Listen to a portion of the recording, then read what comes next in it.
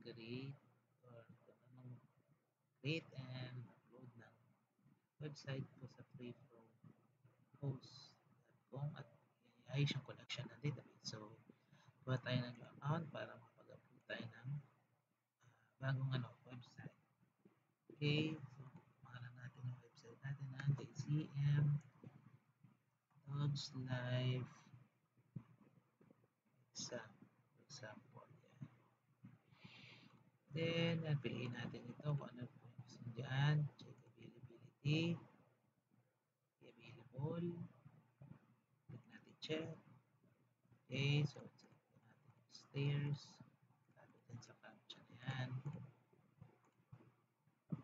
Bicycle. Yan. Hintayin natin mag-load.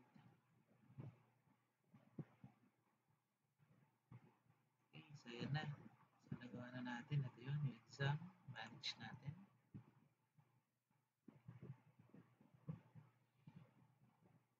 Okay, so ito. Pero control panel lang tayo. Punta tayo sa web manager. Control panel.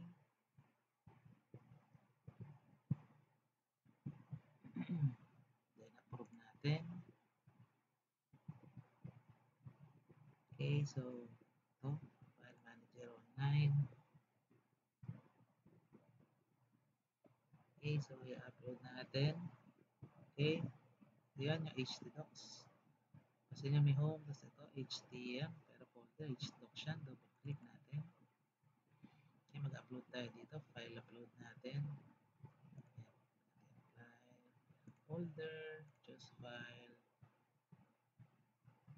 Then, tayo sa kung nasaan yung i-upload natin na ito, unahin natin admin. Upload natin.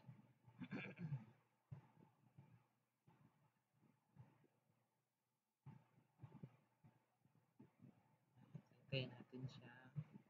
Okay.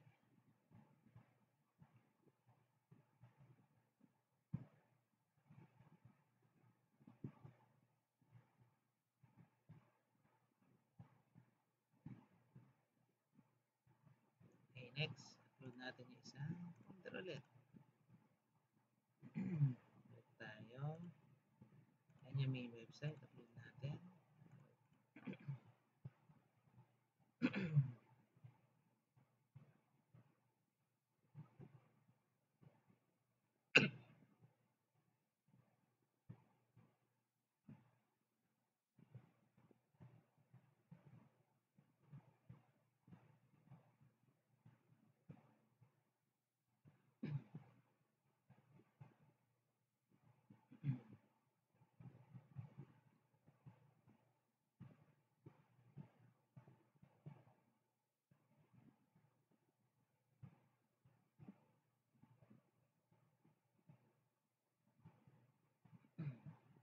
Okay, next upload natin yung file. Mga files. So, back lang tayo. Ito. Nag-upload na natin ito. Open. Upload files.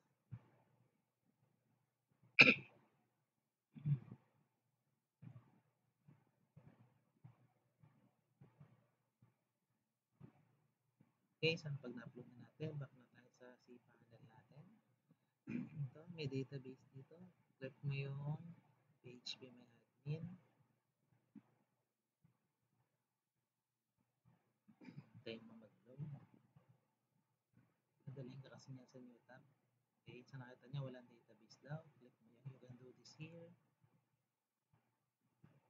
Yan, so punta ka sa MySQL database. So, gawa ka ng MySQL database mo. So, kunin natin yung database name. Dun sa ating ginawa po na application or web system natin. Yan, so yan po yung kanyang database name. Copy natin dito, create database.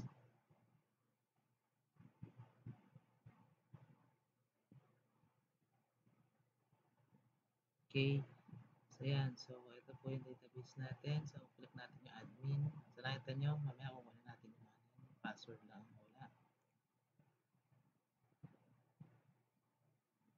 Okay, so yan. So ayan na po yung PHP may admin. Ang kanili ko po yung admin. Pumunta tayo din sa new tab. Then import. Choose file. Sabi mo yan. Ulit yung data SQL natin. Sa dog's life. Open. Go. Sabi nga, uploaded na. Successful. Okay. So ngayon, open ka ng notepad para madali mo makapin mamaya. Okay. So yung database name. Ito. Ito naman, database name. So copy natin.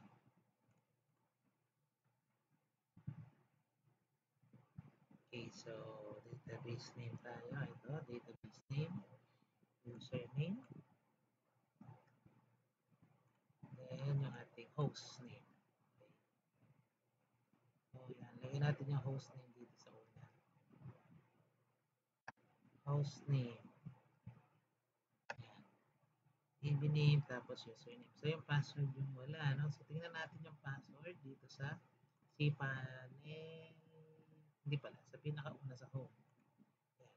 So yun yung unang kinalit yung cPanel.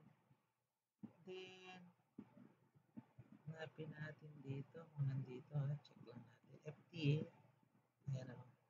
So, ito, file transfer password. Siya, no?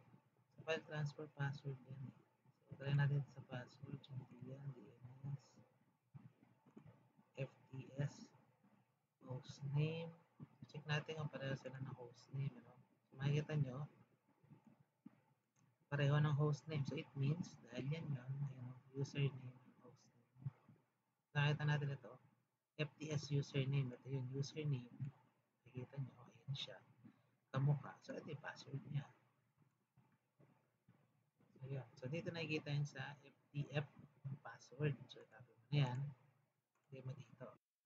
At ang username, password, name, ito yung host name. Okay?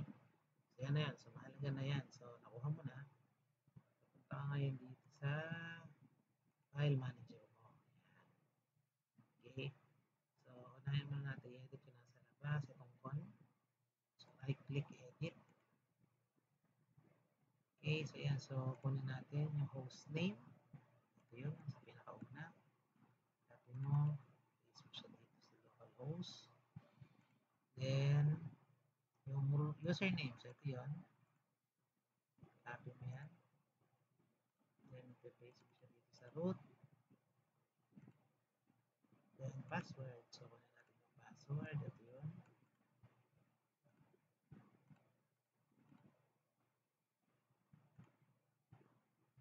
Paste. And then, yung username. Yung DB name. Ito. Yan. Okay, so copy mo na to. Yan mo siya dito sa baba. Yan. Okay, so para naman, hindi ka na mahihirapan. Okay, so save and close na natin yan. Okay, so next, check natin yung PHP. And I click edit, index.php. Tignan mo kung may connection sa database. So, ayan, may code naman. So, wala na. Yun lang. So, cancel mo na. Punta ka kay admin. Okay, si add user, right click, edit. Check mo kung may connection sa database. Ito, tama, may connection sa database. So, papaguhin mo siya. So, ito yung papalit mo. Yung kinabi mo na mahaba na yan. Papalit mo siya dito. Ayan. So, save and check mo na ulit kung meron. Ayan. So, wala na. Yun lang. Save and close. DB. Okay. So, ayan. So, ayan. So, ano natin? So, babaguhin natin localhost. Yung host is ito yung host name. So, babaguhin natin yan. Localhost. Ayan. Then, DB name. So, ito yung DB name natin. Babaguhin natin yung DB name natin na yan. Then, yung username. So, ito si username. And the password.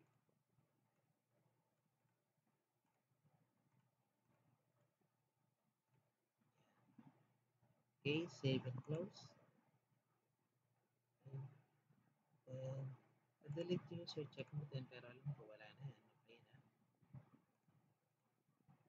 Then, edit user. So, natin mo kung may connection sa database. Pan lang, sa baba mo pa. Click on, so wala. Okay na, so yun. Index, yan. Sa index, tingnan mo kung meron din. Okay, so wala. Bansa yan. Manage user, check mo. Okay, so mga taas, baba mo ulit. Ito, yan. So, meron ulit din sa baba, yung local hosting yan. So, parang mahaba.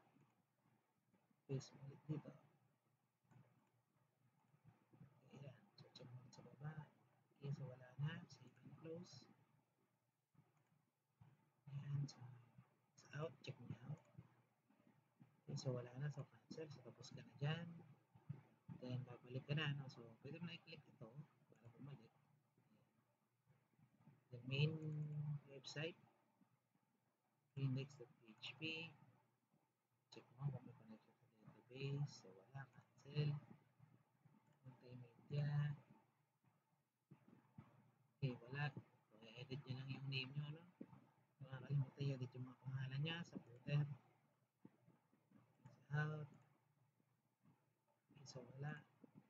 Back na natin. So, ayan, na-edit na natin lahat. So, try nyo natin. Pasukin.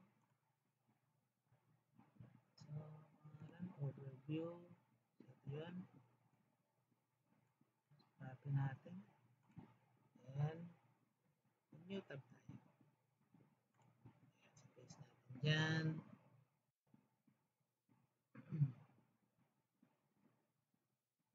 Yan, so ito na siya. So, try natin. Admin. Sana gumana, no?